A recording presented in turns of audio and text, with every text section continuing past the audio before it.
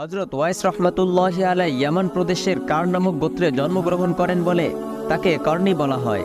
শৈশবেই তিনি পিতৃহারা হন। মাতা অতি কষ্টে তাকে লালন পালন করেন। এ কারণেই মায়ের প্রতি তার ভক্তি ছিল অগাধ এবং মায়ের খেদমত করাই ছিল তার জীবনের প্রধান লক্ষ্য। নবী করিম সাল্লাল্লাহু আলাইহি ওয়াসাল্লামের জামানা পেয়েও নবীজিকে সচক্ষে দেখার সুযোগ পাননি। এই জন্য তিনি তাবিঈগণের শ্রেণীভুক্ত এবং তাদের মধ্যে শীর্ষস্থানীয়। রাসূল সাল্লাল্লাহু আলাইহি ওয়াসাল্লাম ওয়াইস করনি সম্বন্ধে বলেছেন, ওয়াইস করনি নেক আমলে ও আল্লাহ প্রেমে সমগ্র তাবিঈদের মধ্যে উত্তম। মাঝে মাঝে নবীজি ইয়ামানের দিকে মুখ ফিরিয়ে বলতেন, আমি ইয়ামানের দিক হতে রহমতের ঘ্রাণ পাচ্ছি। একদা নবীজি সাহাবায়ে কেরামের দিকে লক্ষ্য করে বললেন, আমার উম্মতের মধ্য হতে এমন একজন লোক রয়েছে যার সুপারিশে আল্লাহ তাআলা কিয়ামতের দিন রবিয়াহ ও মুজার গোত্রদ্বয়ের ছাগলের দেহে যত সংখ্যক পশম রয়েছে আমার উম্মতের মধ্য হতে ঠিক তত সংখ্যক গুনাহগার লোককে ক্ষমা প্রদর্শন করবেন। সাহাবায়ে কেরাম জিজ্ঞেস করলেন, ইয়া রাসূলুল্লাহ, এই ব্যক্তিটি কে? নবীজি উত্তর দিলেন, তিনি আল্লাহ তাআলার একজন বান্দা, তার নাম ওয়াইস, তিনি ইয়ামান দেশের অধিবাসী।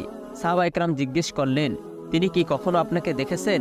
নবীজি বললেন, চর্ম চোখে দেখেনি, তবে অন্তর চোখে দেখেছে। সাহাবায়ে কেরাম পুনরায় জিজ্ঞেস করলেন, আপনার প্রতি যিনি এমন প্রেমিক, তিনি কি আপনার খেদমতে না এসে থাকতে পারে? নবীজি বললেন, অবশ্য তিনি দুটি কারণে আমার সাথে সাক্ষাৎ করতে আসেনি। প্রথমত, তিনি আল্লাহ তাআলার ইশকে এবং তার রাসূলের ভক্তিতে নিমজ্জিত থাকেন। দ্বিতীয়ত, তার বৃদ্ধা, অন্ধ, দুর্বলা, চলাফেরায় সম্পূর্ণ অক্ষম মাতা বাড়িতে রয়েছেন, যার যাবতীয় খেদমত এবং ভরণ পোষণের ভার ওয়াইস করনির উপর। তিনি উট চড়িয়ে নিজের ও মাতার ভরণ পোষণের ব্যবস্থা করে থাকেন। সাহাবীগণ বললেন, আমরা কি তাকে দেখতে পাবো? নবীজি আবু বকরের দিকে মুখ করে বললেন, তুমি তাকে দেখতে পাবে না। ওমর ও আলী রাদিয়াল্লাহু তাআলা আনহুমার দিকে লক্ষ্য করে বললেন, তোমরা তাকে দেখতে পাবে। তার মাথার চুল হবে খুবই ঘন, বাম পাজরের উপর ও হাতের তালুতে 1 দিরহাম পরিমাণ একটি সাদা দাগ রয়েছে, যা শ্বেত বা কুষ্ঠরোগের চিহ্ন নয়। তোমরা তার সাক্ষাৎ পেলে তাকে সালাম পৌঁছে দিও এবং আমার উম্মতের জন্য দোয়া করতে বলো। নবীজি আরও বললেন, আল্লাহ তাআলার বিশিষ্ট বন্ধুগণ সর্বদা লোকচক্ষুর আড়ালেই থাকে। হযরত ওমর ও আলী রাদিয়াল্লাহু তাআলা আনহুমা বললেন, ইয়া রাসূলুল্লাহ, আমরা কোথায় তার সাক্ষাৎ পাবো? নবীজি বললেন, তিনি ইয়ামান দেশে উট চড়িয়ে থাকেন।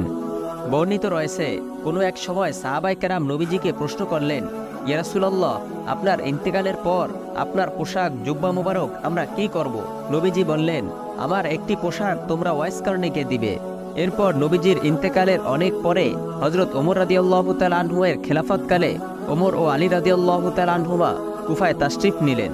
ওমর রাদিয়াল্লাহু তাআলা আনহু মসজিদে খুতবা দেওয়ার সময় শ্রোতাবর্গকে সম্বোধন করে বললেন, হে কুফাবাসী, তোমরা কেউ কি ওয়াইস করনিকে চেনো? উপস্থিত বর্গের মধ্য হতে সঙ্গে সঙ্গেই 2-4 জন বলে উঠল, আমরা তাকে চিনি না। অতঃপর খলিফা পুনরায় জিজ্ঞেস করলেন, এখানে কর্ণ সম্প্রদায়ের কেউ কি উপস্থিত আছো? থাকলে দাঁড়িয়ে যাও। এক ব্যক্তি দাঁড়ালে তিনি তাকে জিজ্ঞেস করলেন, তুমি ওয়াইস করনিকে চেনো? সে বলল, ওয়াইস তো একজন পাগল, লোকালয়ে বসবাস করে না, জঙ্গলে উট চড়িয়ে বেড়ায়, দিনের শেষে একবার মাত্র একটি শুকনো রুটি খায়। তার এক বৈশিষ্ট্য হলো, মানুষ যখন হাসে তখন সে কাঁদে, আর মানুষ যখন কাঁদে তখন সে হাসে। এই কথা শোনার পর হযরত আলী ও ওমর রাদিয়াল্লাহু তাআলা আনহুমা কোনো এক গন্তব্য স্থানের উদ্দেশ্যে যাত্রা করলেন। কিছুদূর অগ্রসর হয়ে এক স্থানে হযরত ওয়াইস রহমাতুল্লাহি আলাইহিকে নামাজরত অবস্থায় দেখতে পান। ওয়াইস রহমাতুল্লাহি আলাইহি লোক আগমনের শব্দ পেয়ে সংক্ষেপে তার নামাজ শেষ করে আগন্তুকদ্বয়কে সালাম করলেন।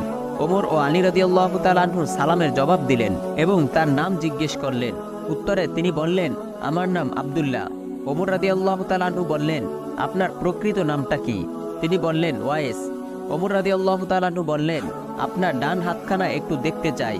তিনি তার ডান হাতখানা দেখালেন। হযরত ওমর রাদিয়াল্লাহু তাআলা আনহু রাসূল সাল্লাল্লাহু আলাইহি ওয়াসাল্লামের বর্ণনা অনুযায়ী তার হাতে সাদা চিহ্ন দেখতে পেয়ে তৎক্ষণাৎ তার হাতখানাকে শ্রদ্ধাভরে চুম্বন করলেন এবং বললেন, নবীজি আপনাকে সালাম জানিয়েছেন এবং তার পবিত্র জুব্বা মুবারক আপনাকে দান করেছেন। তার উম্মতের জন্য দোয়া করতে বলে গেছেন। ওয়াইস রাহমাতুল্লাহি আলাইহি বললেন, দোয়া করার জন্য তো আপনারাই সর্বাপেক্ষা অধিক উপযুক্ত, কেননা আপনারা আল্লাহ ও তার রাসূলের অধিক প্রিয়। ওমর রাদিয়াল্লাহু তাআলা আনহু বললেন, আমরা এটি করতেছি, আপনি নবীজির ওসিয়ত পালন করুন। হযরত ওয়াইস বললেন, হে ওমর, আপনি গভীরভাবে চিন্তা করে দেখুন, নবীজি যার কথা বলেছেন হয়তো তিনি অন্য কেউ হবেন।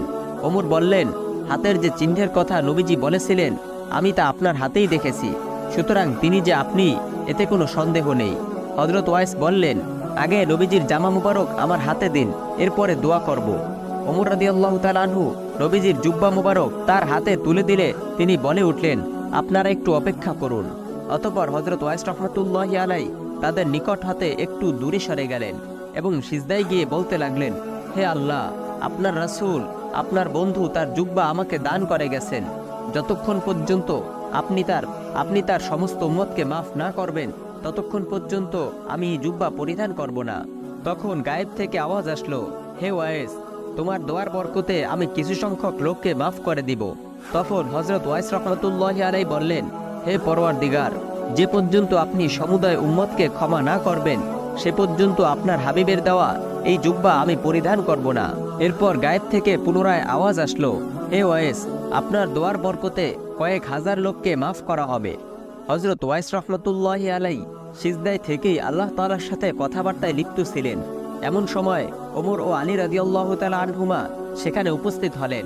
ওয়াইস রাহমাতুল্লাহি আলাইহি পূর্ণ মনে তাদেরকে জিজ্ঞেস করলেন, আপনারা এখানে আসলেন কেন? আমি সমুদায় উম্মতে মুহাম্মাদীকে মাফ করানো পর্যন্ত নবীজির এই জুব্বা মুবারক পরিধান করতাম না। কিছুক্ষণ পর হযরত ওয়াইস রাহমাতুল্লাহি আলাইহি জুব্বা মুবারক পরিধান করে বললেন, আল্লাহ তাআলা এই জুব্বা মুবারকের বরকতে বনি রবিয়া ও বনি মুজার সম্প্রদায়ের ছাগলের যত লোম আছে তত সংখ্যক উম্মতে মুহাম্মাদীকে মাফ করে দিয়েছেন। প্রিয় সুধী, আরবের মধ্যে বনি রবিয়া ও বনি মুজার গোত্রদ্বয় সর্বাপেক্ষা অধিক ছাগল পালের মালিক ছিল। ঐতিহাসিকগণের মতে এই দুই সম্প্রদায়ের বকরির সংখ্যা ছিল 20,000-এর উপরে। হযরত ওয়াইস রাহমাতুল্লাহি আলাইহির এই সমস্ত কথা শুনে আলী রাদিয়াল্লাহু তাআলা আনহু অবাক হয়ে বসে পড়লেন। ওমর রাদিয়াল্লাহু তাআলা আনহু বললেন, হে ওয়াইস, আপনি কেন নবীজির সাথে সাক্ষাৎ করেননি? ওয়াইস রাহমাতুল্লাহি আলাইহি বললেন, আপনারা কি নবীজির বন্ধু? তারা উত্তর করলেন, জি হ্যাঁ। ওয়াইস রাহমাতুল্লাহি আলাইহি বললেন, আপনারা সত্যিই যদি তার বন্ধু হতেন, তাহলে নিশ্চয়ই উহুদের ময়দানে শত্রুরা যখন তার দাঁত ভেঙে দিল, তখন বন্ধুর সমবেদনা জ্ঞাপনার্থে কেন আপনারা নিজেদের দাঁত ভেঙে ফেললেন না? এই কি বন্ধুত্বের পরিচয়? এই কথা বলে তিনি নিজের দাঁতগুলো তাদেরকে দেখালেন। সমস্ত দাঁতই ভাঙা ছিল। তিনি বললেন, আমি আমার এই চোখে নবীজিকে কখনো দেখিনি। তার নিকট উপস্থিত না থেকে নিজের সবকটি দাঁত ভেঙে ফেলেছি, কেননা তার দাঁত ভেঙেছে এই কথা শুনে যখন আমি আমার নিজের একটি দাঁত ভাঙলাম, তখন সন্দেহ হলো হয়তো নবীজির অন্য কোনো দাঁত ভেঙেছে, সুতরাং তৎক্ষণাৎ অন্য একটি দাঁত ভাঙলাম। এরূপ সন্দেহ করতে করতে আমার সমস্ত দাঁতগুলো ভেঙে ফেললাম। এই কথা শুনে হযরত ওমর ও আলী রাদিয়াল্লাহু তাআলা আনহুমায়ের অন্তর কেঁপে উঠল। তারা বুঝতে পারলেন নবীজির প্রতি তার আশেকের মহাব্বত ভিন্ন রকম। সচক্ষে তাকে না দেখেও এমন মহাব্বত, নিখুঁত ভালোবাসার অনুপম নিদর্শন তার কাছ থেকেই শেখা উচিত। হযরত ওমর রাদিয়াল্লাহু তাআলা আনহু বললেন, হে ওয়াইস, আপনি আমাদের জন্য দোয়া করুন। ওয়াইস রাহমাতুল্লাহি আলাইহি বললেন, ইমানের মধ্যে কোনো তারতম্য নেই, খাতিরও নেই। আমি প্রত্যেক ইমানদারের জন্যই দোয়া করতে থাকি। প্রত্যেক নামাজের তাশাহুদের সময় দোয়া করে থাকি, হে আল্লাহ, ইমানদার নর ও নারীদেরকে মাফ করে দিন। হে ওমর, আপনি যদি ইমান ঠিক ও নিখুঁত রেখে কবরে যেতে পারেন, তবে আমার দোয়াই আপনাকে খুঁজে নেবে, অন্যথায় আমি দোয়া নষ্ট করতে চাই না। এরপর হযরত ওমর রাদিয়াল্লাহু তাআলা আনহু বললেন, আমাকে কিছু নসিহত করুন। ওয়াইস রাহমাতুল্লাহি আলাইহি বললেন, হে ওমর, আল্লাহ তাআলা কি আপনাকে জানেন? ওমর রাদিয়াল্লাহু তাআলা আনহু বললেন, হ্যাঁ জানেন। ওয়াইস রাহমাতুল্লাহি আলাইহি বললেন, আল্লাহ ব্যতীত যদি অপর আর কেউ আপনাকে না চিনে বা না জানে, তবে তাও আপনার জন্য উত্তম। এরপর হযরত ওয়াইস রাহমাতুল্লাহি আলাইহি বললেন, আপনাদের অনেক কষ্ট হয়েছে, এখন ফিরে যেতে পারেন। কিয়ামত খুবই নিকটে, সেখানে আবার আমাদের সাক্ষাৎ হবে।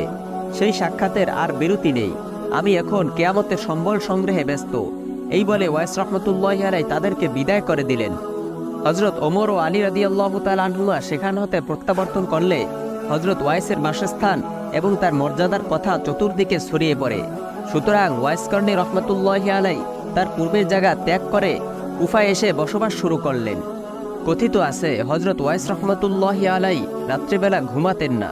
তিনি বলতেন, অমুক রাত রুকুর জন্য, অমুক রাত সিজদার জন্য, অমুক রাত দাঁড়িয়ে নামাজ আদায় করার জন্য। এভাবে তিনি রাতগুলো জেগে কাটাতেন। হযরত ওয়াইস করনী রাহমাতুল্লাহি আলাইহি বৃদ্ধ বয়সে আলী রাদিয়াল্লাহু তাআলা আনহুর সাথে মিলিত হয়েছিলেন এবং সিফফিনের যুদ্ধে যোগদান করে সেই যুদ্ধেই তিনি শাহাদাত বরণ করেন। প্রিয় সুধী, আল্লাহ তাআলা আমাদের সকলকে তার প্রিয় বান্দা হওয়ার তৌফিক দান করুন। আজ এ পর্যন্তই। আমাদের চ্যানেলে নতুন হয়ে থাকলে সাবস্ক্রাইব করুন। ভিডিওটি ভালো লাগলে লাইক, কমেন্ট ও শেয়ার করে অন্যদের দেখার সুযোগ করে দিন। আসসালামু আলাইকুম ওয়া রাহমাতুল্লাহ।